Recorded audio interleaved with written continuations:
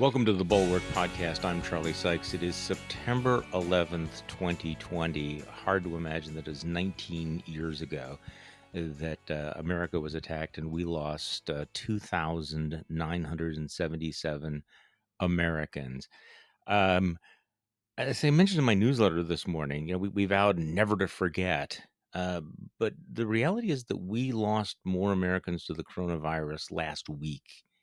And I worry that we've already forgotten all of that. To put this into perspective, the death toll for the coronavirus is above 191,000. That's the equivalent of 64 September 11th. Now, I'm not trying to compare or conflate the pandemic with the tragedy that occurred back on 9/11, but I do think that there's a time when you stop, you sit back, and you just mark what we have lost, including the shared grief and the shared sense of purpose that we once had.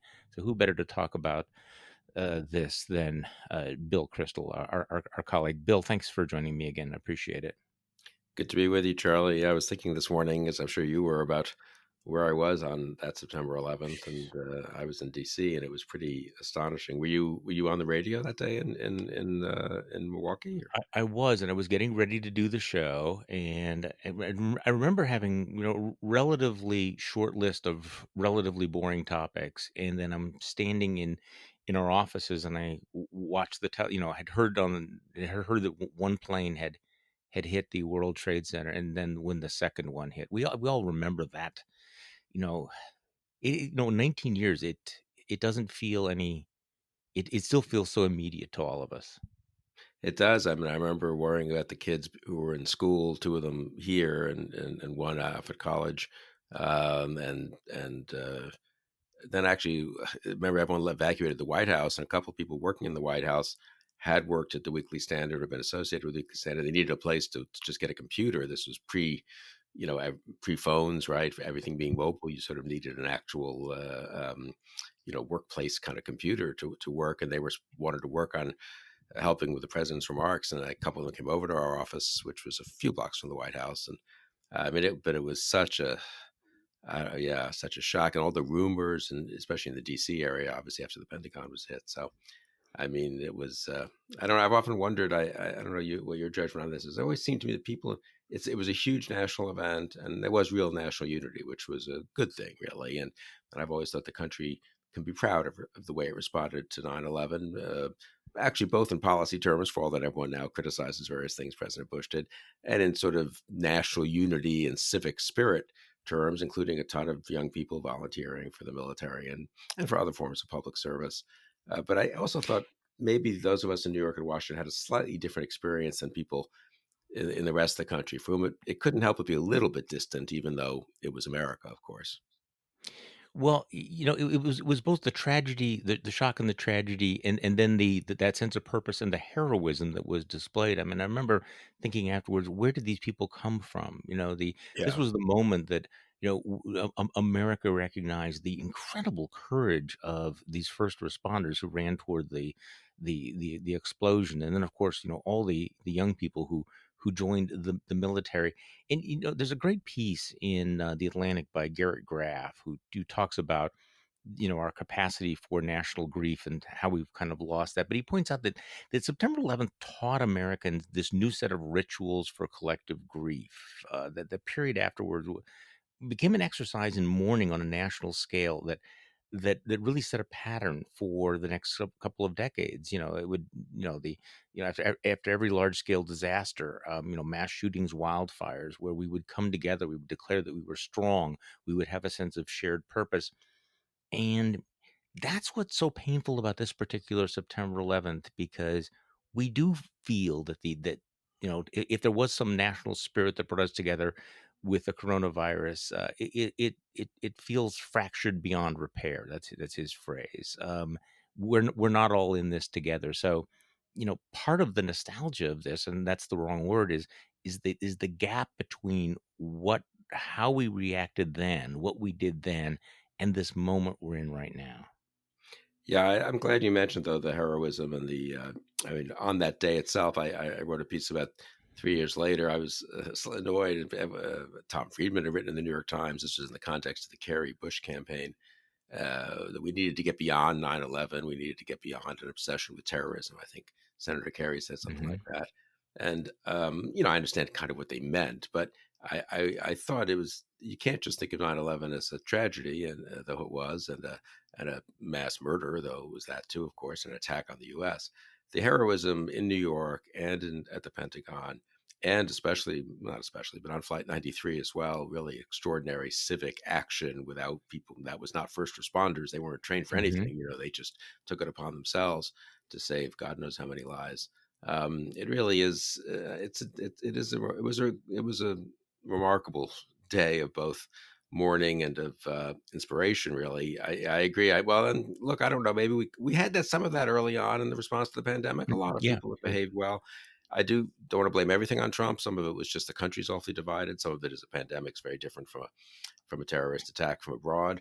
But I mean, the degree to which the price we're paying for having a president who thought nothing of dividing the country, further dividing the country, or let's say exploiting existing divisions in the country in the response to something like the pandemic, that price is very great. You see people out there who just, think they're making a statement by not wearing masks, and you really wonder what's even going through their mind at this point. But they are, right? No, they are, and there's a really sort of a chilling soundbite. I think you probably saw this. I think it was on CNN where somebody's explaining at one of these Trump rallies why he's not wearing a mask, and is, well, it's because it's all a hoax. It's not there. There was after 9/11, there were the 9/11 truthers who engaged in conspiracy theories that, on, jet fuel that can't melt steel and all of that stuff. But they were so much on the fringe and everything. You get the sense that now the truthers are pretty close to the mainstream of a certain political party. So before we get into this, I was thinking this morning, though, it's been 19 years and we're reliving this. But, for a younger generation, I wonder what this sounds like. If you were born on, in September 2011, into 2001, you'd be of voting age right now.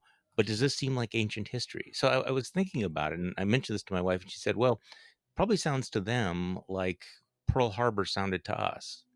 And I was born, I was born 13 years after Pearl Harbor. Think about that. I was born 13 years after Pearl Harbor. We're now 19 years after this. So you kind of wondered how that memory is going to continue. Okay, so speaking of the coronavirus, we have so much ground to cover here. Um, the big question, of course, about the Bob Woodward tapes. Lordy, there are tapes. It's the president's own words. Uh, at first, they seem to be incredibly sort of rocked back that the president would be on tape in February saying this is deadly stuff. It's not the flu, and then in March admitting that he had intentionally downplayed it because he didn't want to panic the country, by which he meant the stock market. Well, you can tell that the president has now refined his defense. And Bill, I'd like to get your reaction. Here is, let's play this full soundbite of the president of the United States, Donald Trump, comparing his response to the coronavirus to Winston Churchill's handling of the Blitz. As the British government advised the British people in the face of World War II, keep calm and carry on. That's what I did. This whack job that wrote the book, he said, well, Trump knew a little bit. They wanted me to come out and scream, people are dying, we're dying. No, we did it just the right way. We have to be calm. We don't want to be crazed lunatics. We have to lead. When Hitler was bombing, I don't know if you know this, when Hitler was bombing London, Churchill, great leader, would oftentimes go to a roof in London and speak. And he always spoke with calmness. He said, we have to show calmness. No, we did it the right way, and we've done a job like nobody. All of those great generals, all of those great admirals, our great Vice President, Mike Pence, they did a fantastic job. Our doctors, and they don't get any credit because they want to discredit us as much as possible because they wanted to carry over to November 3rd but we've done a fantastic job. I think we've probably done the best job of any country, certainly of any major country anywhere in the world on the pandemic. Okay, Bill Kristol, where do you start there? I mean, You can't. you knew Winston Churchill. He was a friend of yours, right? Yeah, right. But you can't even start anywhere. Right? I mean, you don't know. I mean, how much of it is self-delusional? How much of it is just he'll say anything and lie and compare himself to any great leader at any great moment. What was interesting, I think someone wrote some of that up for him, right? I didn't see it personally, but I think he's reading some of that, and I don't think he knows anything, honestly, about Churchill and about keep calm and carry on, Which, by and the all. way, was never a slogan in World War II. It Yeah, didn't they exist. developed it. I guess it's funny. I guess the British government sort of, had some mocked ups, as it were, some public Yeah. relations efforts in 1939 and decided not to use them. It sort of became famous after the war, I guess, as a kind of example of British, a stiff upper lip or whatever in disaster.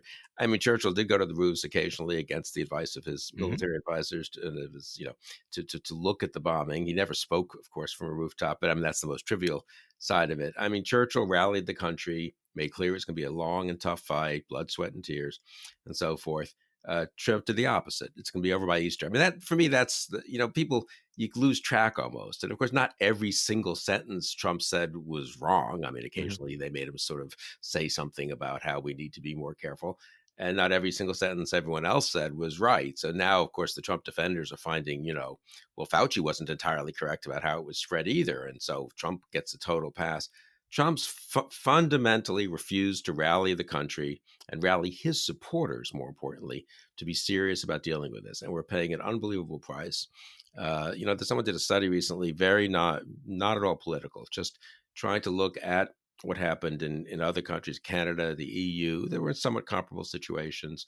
Don't assume perfect public policy. Don't assume that we get on top of it on February 7th and that, we lock down with terrific, hmm uniformity and intelligence and everyone behaves. Just assume that we do as well as other countries that are not that different from us and that weren't situated that differently from us. And if you look at Canada and if you look at the EU as a whole, we would have, if we had just been able to do what they did, and they made plenty of hmm mistakes, we would have fewer than half as many deaths. And if you look at the best countries, really the Germanys and the others, it goes down much, much more than that. And what's worse, even fine. So it's terrible already that 100,000 Americans, let's just say, are dead because of not being even as good as the average European country or as Canada. But then look at the current situation.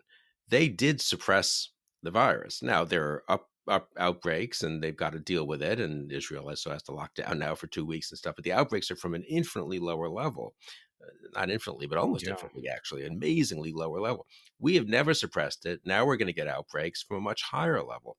So it's people don't even fully grasp sometimes. It's not the price we're paying isn't just a backwards looking price of X deaths versus Y deaths, or X hospitalizations versus Y, or an economic price. It's a forward looking price. And it's a forward looking price in terms of school openings and college openings and the economy, as well as our health. So I think it's very hard to overestimate, just the price we're paying for Trump's total reckless irresponsibility in dealing with this. And no one thought we would get it perfectly. Other governments made mistakes and didn't do things perfectly. Some places had really bad situations early on. But the degree to which Trump put us behind the rest of the world instead of ahead of the rest of the world is striking. And that was due to what? I mean, it wasn't that, he had some theory. I mean, at least Neville Chamberlain, he had a theory of how to handle dictators and Hitler, and it was wrong. But he was earnestly pursuing what he thought was in the country's interest. Does anyone really think that's the case with Donald Trump? He was pursuing what seemed to him in his short-term political interest, and he thought he could talk his way out of this the way he's Well, talked his way out of yeah, everything else. because he lives in the eternal now, as Michael Gerson writes. He doesn't have a strategic plan. But the thing about comparing himself to Churchill is so breathtaking in so many ways because what we remember Churchill for was that he did warn the country. He rallied the country. He didn't say, let's ignore this. Let's pretend, Hitler will just vanish. Hitler will just go away. Hitler is not. No, the exact opposites for a decade. It was Winston Churchill who warned, "This is terrible. This is dangerous. We need to be prepared. We need to rearm. We need to do this." 1940, he addresses the House of Commons, and you quoted this. He says, "I have nothing to offer but blood, toil, tears, and sweat." And then he warned, "We have before us an ordeal of the most grievous kind. We have before us many, many long months of struggle and of suffering." This was not what Donald Trump was saying. And to basically say, I was the guy who said, be calm, be calm, be calm, just like Winston Churchill. Winston Churchill never downplayed the threat, and he did not sugarcoat it at all. So you have the mendacity of Donald Trump mixed with his deep-seated ignorance of history of any kind. So, Bill, one of the basic questions, when you have the Woodward tapes, and I do think it's extraordinary that how many years now after Watergate, you have another presidency that might be done in by tapes by the same reporter that helped derail the Nixon presidency. Right. But but does this actually make a difference? And we've asked this so many times before. And in the first 24 hours, there were a lot of people saying, yes, it's going to make a difference. But I will tell you that at least anecdotally, I'm listening to Callers to Talk Radio. I'm watching the anti-Trumpers online who are still shaking their heads, but I don't see that. I just don't know, because basically so much about Donald Trump is already baked in. It's already known. His failures are known. Is this different because it is coming from his own mouth? Maybe a little. I mean, let me just say one more word about the Yeah, Woodward book, the substance of it, which sure. our colleague Jonathan Last commented on, which also is an interesting contrast with Churchill. Churchill, of course, in World War II, famously was allied with Stalin. We were allied with Stalin, and Churchill made some joke about, "Look, if Hitler invaded hell, we'd have to have the devil help us." But Churchill was quite clear about what freedom-loving countries and freedom-loving governments were, as opposed to dictatorial ones, and that was he always framed World War II as a struggle for Western civilization, for freedom, more broadly, as well as for Britain itself, obviously. And Roosevelt did the same once we got in the war. The degree to which Churchill doesn't just coddle dictators, but admires them. Admires them. Trump admires them. I'm sorry, yeah, Yeah, a yeah, yeah, terrible thing to say. Yeah, yeah, strike that. Oh my God. yeah, Yeah, yeah. let's doctor the tape and get that out of there. But Trump admires dictators. Kim Jong, even ludicrous ones, incidentally. I mean, it's one thing, I guess, to have a grudging respect for, I don't know, Xi Jinping. He runs a massive country that's quite powerful and is developed economically.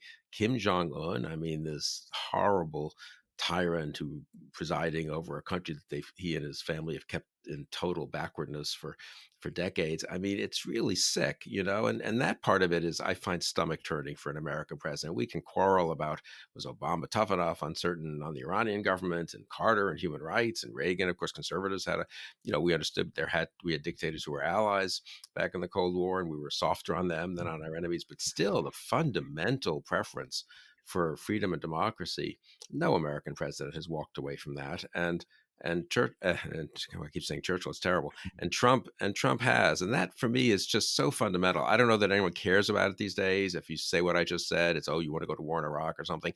But it really, I think, is very damaging, and I do think I worry about its effect going forward. I mean, do we continue to Sure. have a kind of moral clarity about America's role in the world, while debating, of course, what policies follow from that fundamental stance? So that's another aspect of the Woodward book that really is Well, and and striking. and and of course, it raises the question of what a second term would be like. Would he actually pull out of NATO? How far would the appeasement go? Well, I'm going to stick with this, because one of the things in the Woodward book are the comments made to him by Dan Coates, the former director of national intelligence, by Jim Mattis. They've both been, at least Mattis has been critical somewhat in public, but it is searing in the book. And I know that you have been you have been urging these folks to come forward. It's at some point.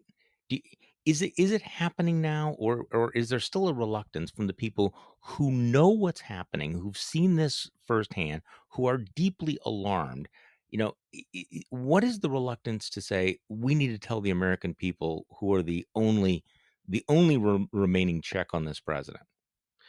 Yeah, well, as you know, Miles Taylor and Elizabeth Newman have come forward from Yeah, DHS, and I think the good for response them. they've gotten, which is pretty massive, tells me that that is a way which one could still make a difference. Not maybe move huge numbers of voters, but I think the key is what you said just in passing about how to move voters. I mean, most of it's locked in and all that, and people just have taken sides. I do think Trump's hurt by all this, incidentally, just in the sense that he loses time trying to get voters back, and he's losing. So Yeah, and it every probably day. locks in the anti-Trump vote too, and even the skeptical Republican voters against Trump types who it was tough for them to move over to Biden, and then they kind of probably get tugged back by their relatives and neighbors occasionally to try to, won't you should think about Trump again, and maybe this helps confirm them in their judgment. So I hope that it has that good effect politically. Um, but I think you just said in passing something like, what would a second term be like with NATO? For me, that's the fundamental argument. I don't think, John Kelly doesn't owe it to the country exactly to detail what happened in the first term, to reveal his conversations with Trump, even to pass judgment on particular policies. I mean, if he doesn't want to, he doesn't have to. He can just be retired and serve on a board or two or something. But he does owe it to us, I think, to give us a judgment of what a second Trump term would be like, or even just to put it more simply, would the country be well served by reelecting Donald Trump, by having him have a second term? For me, that's always been the most powerful argument. We don't have to relitigate every single decision and choice he's made in the past. What would it look like? And we know what it would look like a little bit. It would look like the way Trump's behaving now, more than the way he behaved in his first year or two, when there were guardrails, when there were Madison, Kelly, and others internally checking him, or even our friends Miles Taylor and Elizabeth Newman. I don't mean even in any kind of derogatory way, just they're a lower level, but they're a pretty high level. And I did a conversation. I was talking with both of them yesterday, and they made this point that we don't see this. This is at the second and third tier of the government, but important tiers, obviously, as you know. And there were people who, I talked to someone yesterday on the phone. I'll mention this one person, not by name, who left finally about 3-4 months ago, kind of pushed out in a struggle because this person wasn't Trumpy enough, wasn't enough of a loyalist. And the White House Personnel Office kind of started to come after this person. This person was an important agency, and I think helped stop a lot of bad things from happening. It wasn't quite at a high enough level to make it happen individually, but played an important role. Those people are all gone. Those people are all Mhm. have been forced out. They've resigned because they just can't take it anymore. And a second term would really be uh, scary. I think really terrifying, worse than the first term. And that I think is what we need Kelly and others just to confirm, that he shouldn't have a second term. Whatever, you may not like Biden's first term, but it's going to be a lot less dangerous, a lot less damaging to the country than Trump's second term. A reelected Trump, emboldened without any of the guardrails internally, with a Republican Party that would be even more slavishly loyal to him than it is now. I think that's really a terrifying prospect. I think the question for the next 6 weeks, 7 weeks really is, can people kind of get that in their head? It's not about relitigating every little fight that happened in the first term. You can take the position, if you wish, that his court appointments were good, the tax bill was better than the alternative, some of the deregulations were good. Maybe you even like some of the other things I don't like about Trump, but you don't have to really, you don't have to reject everything he's done to say he shouldn't have a second term. Well, that's the that's well, of course, that's where I'm at as well. And I was mentioning to you right before the podcast began, and to a local radio station, I gave an interview, and they asked me, who are you voting for? And I said, well, I've said I'm going to vote for Joe Biden. I said that months ago, and this became news here in Wisconsin. And so one of the conservative bloggers did a piece. Charlie Sykes becomes a Democrat again. And it's like, wait, no, no, no, no. I'm not moving from one tribe to jump into another tribe. I'm out of tribes. I'm a political orphan. And when I say I'm voting for Joe Biden, it's because of exactly what you just said, Bill, is because we have to bring an end to this particular moment in history. We have to put out this particular fire. The prospect of 4 more years of Donald Trump is horrific. Now, does that mean that I'm going to support everything that Joe Biden does, or that I'm going to own everything he does? No, I'm looking forward to going back and having normal, intelligent policy disagreements, which are fundamentally different than I think the threats we're facing right now. People say, well, yes, but he's going to propose massive tax increases. Well, let's have that fight. We're used to having that fight. We know how those fights go, as opposed to this constant degradation of the culture and of the danger that Donald Trump poses to our place in the world. Those dangers don't seem to me to be comparable. So I don't know what's No, going I to think you're happen, right. right? I don't know It's what's an going to happen after extraordinary November. It's an extraordinary moment. I think you're right to stress that it's not just another election. Incidentally, think about this about the Churchill. Hadn't really occurred to me till you were talking. The Churchill comparison. Churchill came in, obviously became prime minister on May 10th, 1940, succeeding Chamberlain. The way it happened, to oversimplify slightly, is one reason it happened is that they wanted to have a national unity government after the first several months of the war, which hadn't gone so great. And Labor would not come in under Chamberlain. And Hmm. Labor, though they disliked Churchill very much for various policies he'd pursued in the past, he was an imperialist. He had actually cracked down on a general strike, I think, in the early 1920s, maybe, when he was in an earlier conservative government. They weren't exactly close to Churchill, but they were willing to work with Churchill, who they thought would be an appropriate leader of a national unity government in the crisis they were in.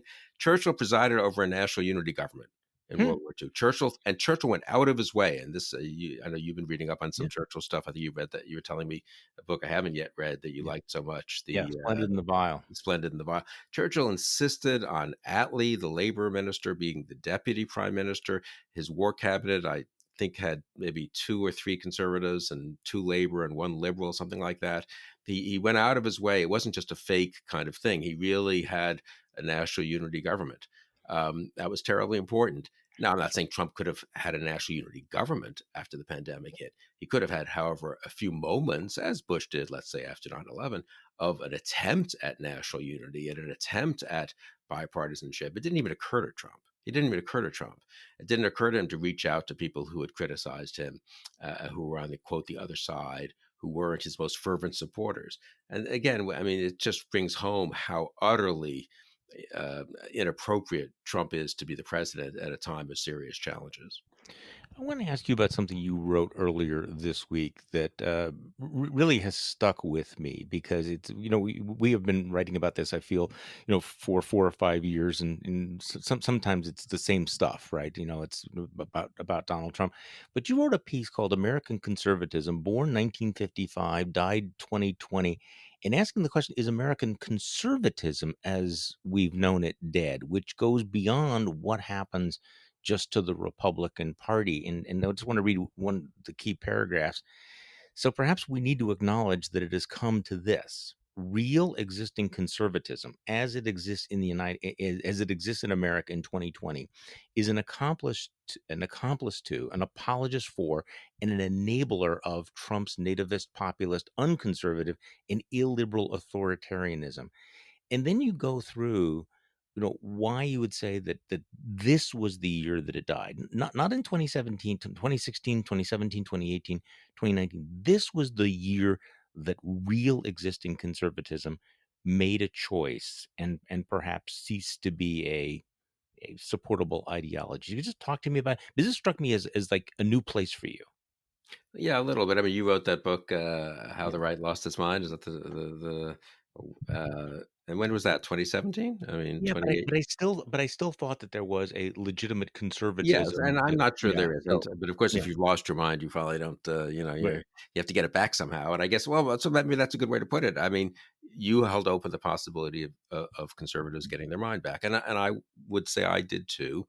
And there were occasions, so and therefore working with Trump, trying to mitigate the damage he'd done, supporting a lot of the policies, supporting Republicans in 2018 in congressional races. All of that was consistent with still not really internalizing Trump and Trumpism, not simply surrendering, let's put it, to Trump and Trumpism. In 2019, the failure to have any interest in a primary challenge to Trump, which I put in 2020 in the sense that it finally came to Mhm. fruition in 2020 with Trump just defeating handily the Bill Weld and Joe Walsh, who made a good effort, but the failure to really get a more serious challenger. That was one sign that conservatives weren't at all serious about, okay, we have to put up with the guy for 4 years. He won the nomination, he won the presidency, but of course, as soon as we have a chance, we'll put in someone more serious. No interest in that in the nomination. No interest in the impeachment, in being serious about having a real trial and real witnesses. And honestly, in looking at it as an opportunity to say, okay, you know what, we have a chance here in a good faith way, since he really deserves to be removed from office, to put Mike Pence in. And I'm not a Mike Pence fan at this point, but nonetheless, it would have been a sign of a kind of conservatives, to use your metaphor, maybe being willing to kind of regain their mind. And now the Democrats nominate the most moderate, frankly, conceivable Democrat they could have this year, who himself has tried to signal, I think, that he doesn't want to be a polarizing president. And I'm not minimizing the damage Hmm. the left wing of the Democratic Party can do, but still, and not as and no conservatives, except for people like us, no conservatives who were more willing to, very few conservatives who were more willing to go along with Trump. Uh, Now saying, okay, well, this is the moment where we did our best. Now, I really respect Miles Taylor and Elizabeth Newman, the people who worked for Trump until, in Elizabeth's case, a few months ago, in Miles' case, a year ago, coming forward, not just saying, I don't like this and that about Trump, but saying, and I'm willing to vote for Joe Biden, because they did go down that path of trying to make the best of it, and I respect them for that. A lot of others did too. But this is the moment where you've got to say enough is enough, and this is and for conservatives, for 95%, let's just say, of conservative of Republican, 98% of Republican elected officials, and maybe 90% of conservative elites, and unfortunately a lot of voters out there who think of themselves as in the conservative movement, being unwilling to say, okay, we did some things, and I'm not going to, we're not going to relitigate everything, but enough is enough. We'll live with Biden for 4 years. We'll fight hard in Congress to stop some things and to take back some seats with better conservatives in 2022. None of that. So there's just no interest. It appears. I mean, no spunk, nothing living in the conservative movement that's willing to step up and say no to Trump. Of course, they're willing to criticize individual things. The Wall Street Journal editorial page Hmm.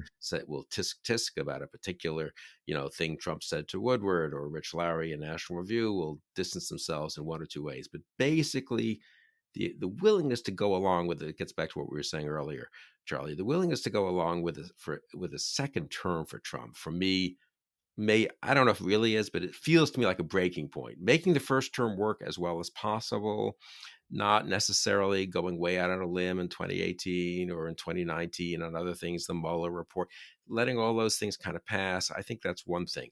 The willingness to embrace a second term for Trump, for me, that's another thing. This is interesting. The point you make about basically the anti-Trumpers who will now insist that it's a binary choice. Well, yes, Trump is awful, but the Democrats are just so much more dangerous. They are so much, pose so much of a greater threat. Well, back in 2019, when they had a chance to not make it that kind of a binary choice, they decided they didn't want to. So they are all in on all of Yeah, and this, they won't say, incidentally, as and you they know, won't they say. won't say Trump is awful anymore. They said that 3 years ago when they were defending him. But I think what would you think they say these days? Trump's got problems. Trump's got deficiencies. He's kind of reckless. But they really, it's extraordinary how much they've. I mean, Trump gets worse and worse, and the Trump defenders are less and less willing to say how bad he is. Yeah, they have. This week there was some of that though. What a Mhm. failure of communication there was. But there's sort of a pattern when something really horrible happens. There's sort of an intake of breath. There's some strategic silence for a while, and maybe there's some acknowledgement that this is pretty bad. This looks pretty bad. The president, has failed at this, but. We'll just like set your stopwatch before you go. It's basically the equivalent of but her emails. But look what Kamala Harris, had to say. Kamala Right. Harris had to say look what so and so had to say. Bernie Sanders is going to socialize America. So that flip to the whataboutism is pretty quick. So I'm going to go back to just this, doesn't mean that we are Democrats now, because I think one of the strongest things that, and you're more active in this, the Republican voters against Trump has done is we are Republican voters. We are Christians, we are conservatives, and we are not voting for Donald Trump. That doesn't mean that we've become AOC. It is specifically because he has been such a he has departed so much from what we thought the Republican Party was all about. And I really am fascinated by this ad. that correct me if I'm wrong. It's a 60-second ad, and it's all Ronald Reagan Yeah, talking well, I think that about. proves your point, and I want to hear your analysis of Oh, the Wisconsin side of it. But yes, it's a 60-second ad, really almost all Ronald Reagan's voice, sort of appealing to a different kind of republicanism and conservatism. I think it kind of proves we're not Democrats, since they don't. yeah. Last I looked, they're not huge fans of Ronald Reagan and of his policies. So we're going to air that Republican voters against Trump. We'll be airing that several times during the Packers Vikings game on Sunday in Green Bay, which our own research has shown has quite a number of these. It's a sort of Republicanish area, I guess, Mhm. but has a lot of Republicans and independents who seem to be susceptible to not voting for Trump. I mean, the congressman from that area was one of the Gallagher. early refusers of supporting Trump. He's since retired. What was his name? Riddle, I think. Reed Ribble, great Reed, guy.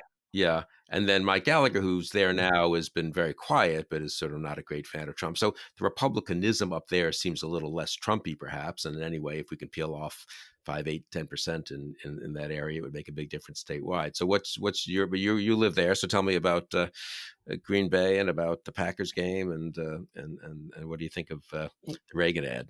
Okay, well, first of all, Packers are still a secular religion in Wisconsin. There's no question about it, and you're going to be reaching a lot of folks who are, not tuning in every day religiously to MSNBC and CNN and maybe even Fox News. So that's number one. You want to be on a Packer game if you're in Wisconsin. Number two, Green Bay, that whole Fox River Valley area is fascinating to me because for many years it was kind of the swing area where you'd have big Democratic votes come out of Dane County and Milwaukee County, big Republican votes coming out of the so-called WOW counties, the Milwaukee suburbs, and then the coin flip was who would win the Green Bay Fox River Valley area.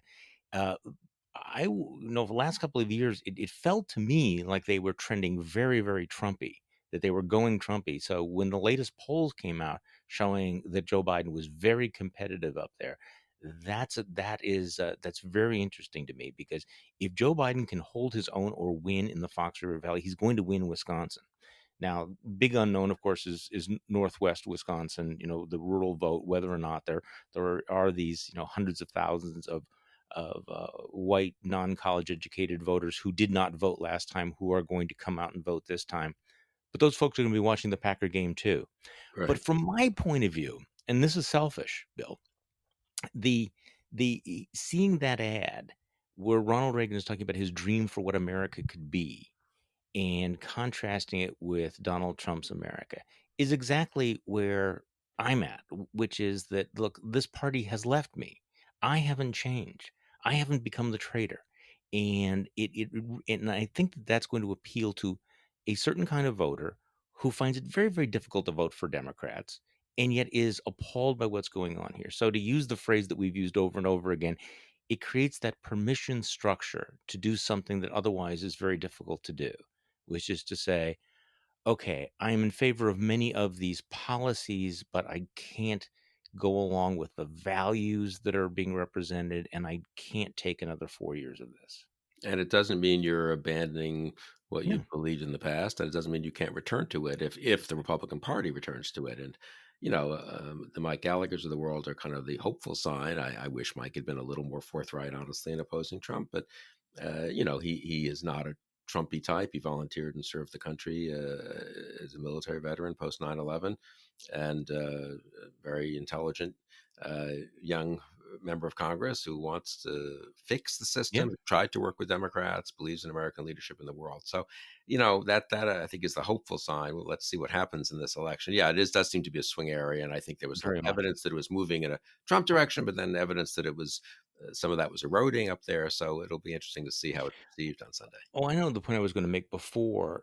I think one of the significances of the Woodward tape is that it is now flipped the national conversation back, the political conversation back to the coronavirus. Donald Trump obviously wanted to not talk about the coronavirus. He wanted to talk about law and order. He wanted to talk about Kenosha and Portland. And he's all in on all the literature we're getting is about that sort of thing. He's running, I think, several millions of dollars worth of digital ads in northern Wisconsin talking about Kenosha and the radicals and Antifa and the thugs on whatever, the Biden riots type thing to try to, gin up his base up in northern, and rural Wisconsin. And, even though it has not worked so far, I would not discount the possibility that it might get traction at some point. So we're not out of the woods on that. But now we've had this decisive turn where, at least over the next week, we're going to have to confront the failures on the coronavirus. And next week, we're going to hit that 200,000 milestone. And I don't know if you've seen the cover of Time magazine, but the whole cover is 200,000 with all of the names. And I wonder, and I asked Brian Stelter from CNN this earlier this week, is how is the media going to deal with that major milestone? Will they give it the kind of treatment that they gave the 100,000 milestone? If they do, then that's going to be a big story next week. And all of the things that we've been talking about Donald Trump's failures will be brought up again. It will be part of that context. So this will last for several news cycles. And as you point out, the key is not whether it's going to break away people from his base. It's whether or not he's able to add to his base to get back to being competitive. And every single day that he's on the defense, every day we're talking about this, is a day that he's not doing that he's not going from 42% to 47%, because that's really what it comes down to. He's going to get the 42% probably, right? And in order to win, he's got to get at least like 47%. Even that might not be enough. But that's a huge mountain to climb if you're on defensive every single day. It is, and just, I mean, like, it's very well said, and I agree with that. I mean, I guess we should end in a minute, but Yeah. one thing I might say is, I think in about 10 days, and we'll be talking more about this as it approaches. The UN Security Council meets. We're going to ask them to snap back the sanctions on Iran because Iran is not in compliance with the deal that they signed in 2015. Now we came out of that deal.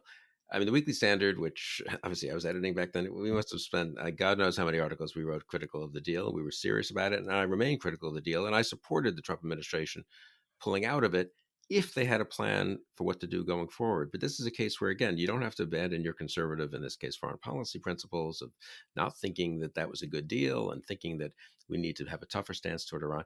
Trump has so alienated all of our allies, he's not going to succeed in getting any of them to put back the sanctions. Mm. We put our sanctions back, but of course it doesn't do that much good if they can go to Europe and buy things and get financial, assistance credits and so forth. So, I mean, this is a case where you just have to say, we're not going to like Biden, but he's going to probably go back to a version of that deal. But I mean, Trump has been utterly ineffective in achieving the conservative ends he claims to want to achieve. And in fact, I don't think he has any great interest in this. And probably if he gets reelected, he'll try to cut a deal with the Iranians I think he mentioned this maybe the other day. They'll come and want to make a deal. So he in fact, all of the tough talk is just a mask often for Trump for wanting to get a deal, as with North Korea and with Putin. One thing, I was talking with someone who served in the administration earlier in the week. This is yet another person who's left. Who's a hawk and someone who we were pretty close to back in the in Weekly Standard days and so forth. And he said, I said, what do you worry about in this last couple of months with any kind of October surprise? And he said, the October surprise I worry about is not, Trump trying to wag the dog and bomb someplace. It's the opposite. It's a fake deal with Putin, a New START deal on nuclear weapons, or another summit with Kim Jong-un where they announce some progress. It'll be an attempt to pretend that he's a great peacemaker and giving away kind of important things, perhaps in the course of this over the next 6-7 weeks. So I don't think foreign policy is going to be fundamental in the middle of a pandemic and in the middle of everything else, the divisiveness in the country. But it would be a good reminder to people that if you have believed for a long time in basically a Reaganite foreign policy, you shouldn't be for Trump. Bill Kristol, thank you so much for all your time and for joining us again. We appreciate it very, very much. I enjoyed it very much, Charlie. And thank you for listening to today's Bulwark Podcast. I'm Charlie Sykes. We will be back on Monday, and we will do this all over again. There are now 52 days to go until the general election.